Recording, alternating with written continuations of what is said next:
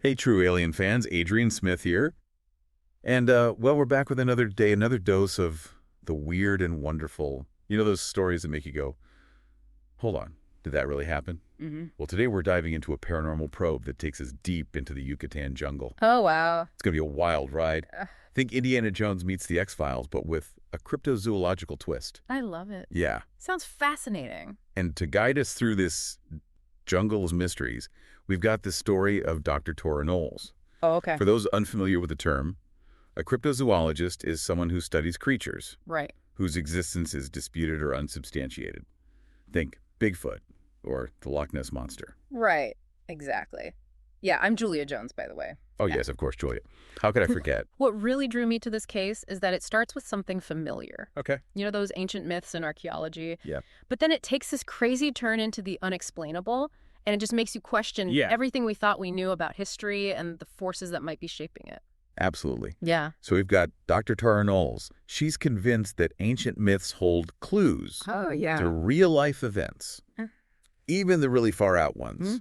And she's dragged this skeptical archaeologist, Dr. Alex Pierce, along with her on this expedition. Of course she has. And their clashing personalities Yeah. add a whole other layer of intrigue to the story. It's always good to have a skeptic. It is. So picture this. You're with Tara and Alex deep in the Yucatan jungle, swatting away mosquitoes the size of sparrows. Oh, God. And they stumble upon this ancient stone clearing covered in carvings unlike anything typically found in Mayan ruins. Really? And get this, Tara recognizes these symbols from a childhood book of myths about a catastrophic flood. It's like flood. A flood caused by powerful beings. Now, this is where it gets really interesting. The source material actually describes the carvings as resembling Sumerian cuneiform, Okay. which, geographically speaking, shouldn't be anywhere near the Yucatan. Wow. So this throws our entire understanding of history into question. Yeah. I mean, were these ancient civilizations more interconnected than we realize? Or could there be something even more extraordinary at play? Right. That's what I'm thinking. It's like, what's going on here? So just as they're taking it all in, the ground begins to tremor. Uh-oh. And one of the central glyphs starts glowing with this eerie light. And suddenly the ground gives way, revealing this gaping abyss beneath the stone basin. Oh, my God. Talk about a bad day at the office. Yeah, no kidding. So you can practically feel the tension in the air at this point. Yeah. And the source material really emphasizes these sounds emanating from this abyss. What kind of sounds? These grotesque snarls. Yeah. That are somehow both wet and mechanical. It just paints this vivid picture of something truly alien lurking down there. Oh, that's creepy. It is. And then, bam, out of the darkness come these monstrous creatures. No way. Oh, yeah. Yeah. They're described as having this pale, mottled flesh, these creepy, luminous eyes with no pupils and these elongated claws. Yikes. Definitely not what you want to bump into on a casual jungle hike. Not at all. What really struck me about the descriptions of these creatures, though, Yeah. is that they're intentionally vague. Really? It's like they leave room for your imagination to fill in the blanks. Oh, I see. So it plays on our primal fear of the unknown. Exactly. Making the threat all the more terrifying. Clever. Yeah. Poor Alex almost gets dragged into the abyss by one of these things. Oh, no. But just when you think it's all over, this mysterious figure named Zane emerges from the jungle, armed to the teeth, and seemingly unfazed by the whole situation. Wow, Zane sounds like quite the character. He does. Zane is described as a military deserter who seems remarkably calm in the face of these otherworldly horrors. Interesting. The fact that he casually accepts the possibility of extraterrestrial involvement Yeah. suggests he might know more than he's letting on. Yeah, I was thinking that too. Like, he's seen some stuff. Right. So Zane whisks Tara and Alex away to his hidden bunker. He has a bunker. Oh, yeah. Apparently it's stocked for just such an occasion.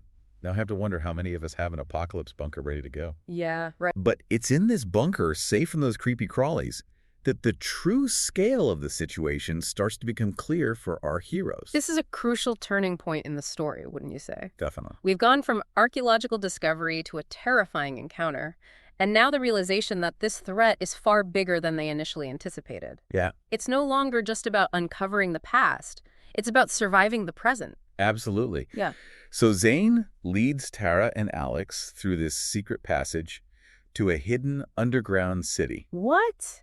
No way. Oh, yeah. Yeah. And I'm not talking about some dusty old ruins. No, sir. This place is pulsating with advanced technology. Wow. It challenges everything they thought they knew about ancient civilizations. What do you make of this, Julia? It's fascinating. The source material doesn't just tell us about this advanced technology, it immerses you in it. Right. I mean, we're talking impossibly smooth tunnels, walls thrumming with unseen energy, oily substances coating everything. Yeah. This isn't just a lost city. It's like a glimpse into a level of sophistication far beyond human comprehension. It gets even creepier. Oh, no. What now? They stumble upon the remains of other creatures, clearly victims of some sort of horrific experimentation. Oh, God. This is where that Indiana Jones vibe takes a dark turn. Yeah. We're no longer in the realm of archaeology. We're dealing with a powerful force that's still active Right. and potentially dangerous. The discovery of the experimented on creatures raises a crucial question. Okay. What were they trying to create and why? The source material doesn't give us any easy answers. Instead, it pushes us to grapple with these unsettling implications. Yeah. This is no longer a passive observation of a lost civilization. It's a confrontation with the unknown. I don't like where this is going. Me neither. And as if things weren't creepy enough already, they reach this massive cavern. Oh, no. It's like a place where flesh and metal are woven together, Oh. a central nest pulsating with these monstrous biomechanical constructs. It's like something straight out of a Lovecraftian nightmare. It's giving me the chills just thinking about it. And of course, Yeah. just when you think they might catch a break, What happened? an alarm shrieks through the cavern, Uh-oh. and those grotesque creatures start pouring out of the walls. Oh my God. Are they trapped? It's like something out of a horror movie. Zane, ever the action hero, buys Tara and Alex some time with his trusty rifle. Okay, good. But it's pretty clear they need to find a way to stop this thing. And fast. Yeah, they need to get out of there. This shift in the narrative is fascinating. Yeah. Up until this point, Tara and Alex have been passive observers. But Zane's willingness to fight gives them an opportunity to become active participants. Right. It transforms them from academics into unlikely action heroes.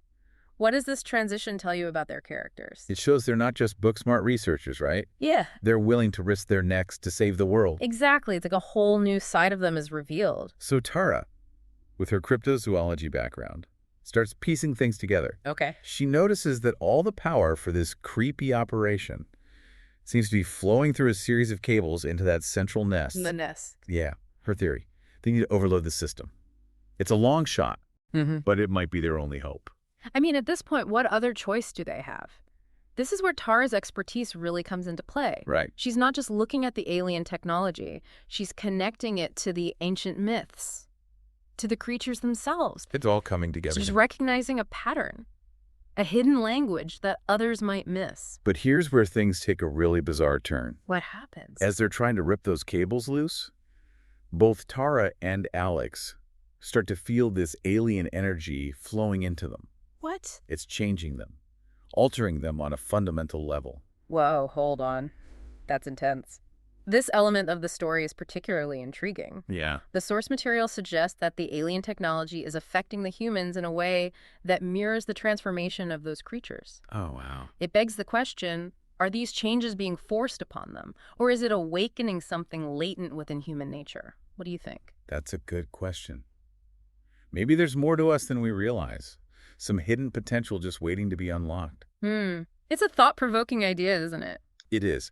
So Tara theorizes that those flood myths weren't just warnings. Oh. There were instructions on how to combat this threat. Instructions. Yeah. Like the ancients knew this could happen Wow. and left behind a guide for future generations. That adds a whole new dimension to the story, wouldn't you say? For sure. It implies that history might not be as linear as we think, and that the ancients may have had a deeper understanding of these forces than we do. It's both empowering and terrifying at the same time. Yeah, you got that right. So, with Zane bravely providing cover fire, Tara and Alex go full-on action hero.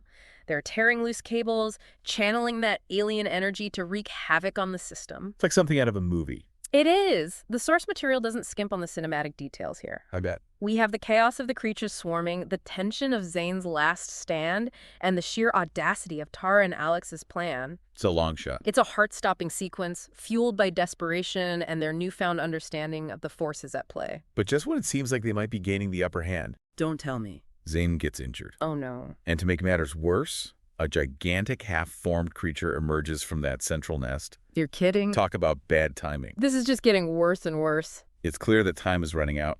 They have to finish this now or all is lost. The stakes are incredibly high. They are. The appearance of this half-formed titan, this monstrous embodiment of the flood myth, it raises the stakes to an almost unbearable level. It's a visceral reminder that they're not just fighting for their own survival, Right. but for the fate of humanity itself. It's a true do-or-die moment.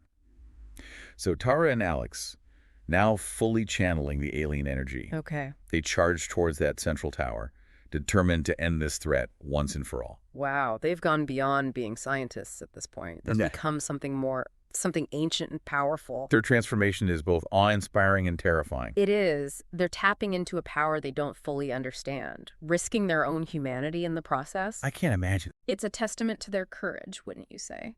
A reminder that sometimes the greatest heroes are forged in the face of unimaginable threats. So what happens next? I'm on the edge of my seat.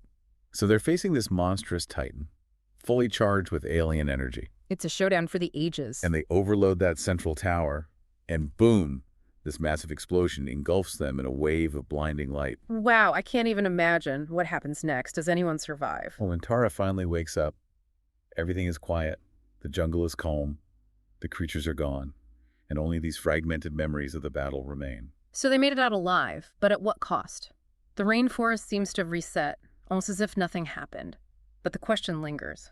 Was the threat truly neutralized? Or is this just a temporary pause in a much larger conflict? They're alive, but something's different. The alien energy seems to have vanished, but it's like they've been touched by something profound, something that's altered them on a fundamental level, and they're left with more questions than answers. Were those flood myths a warning, a prophecy, or maybe even a blueprint? This is where the story really transcends a simple action-adventure. It becomes a meditation on humanity, our place in the cosmos, and the possibility that these ancient myths might hold deeper truths than we ever imagined. And here's what really creeps me out. Their memories of the entire event are hazy, almost dreamlike. Did they actually win? Or did something manipulate them, erasing their memories to cover its tracks? It's a chilling thought, the idea that we might be pawns in a game we don't even understand. In the end, we see Tara, Alex, and Zane walking out of the jungle, carrying the weight of their experience and that lingering mystery of what they faced. It's a haunting image, a reminder that sometimes the most profound encounters leave us with more questions than answers. For me, this story is a reminder that the universe is vast and full of mysteries. We may never know for sure what Tara, Alex, and Zane truly encountered or whether they stopped a larger threat. But that's the beauty of it, isn't it? The unknown keeps us searching, keeps us asking questions, keeps us looking up at the stars and wondering. It does. And what other ancient myths might hold hidden truths about our world? We may never know for sure. But hey, that's what makes exploring these true alien stories so fascinating. Exactly. Who knows what other incredible mysteries are out there, just waiting to be uncovered. That's the power of a true alien story, folks. Keep those eyes on the skies. And remember, the truth is out there, waiting to be discovered. Don't forget to rate and follow the show for more incredible true alien stories. We'll be back tomorrow with another paranormal probe into the unexplained. Until then, stay curious.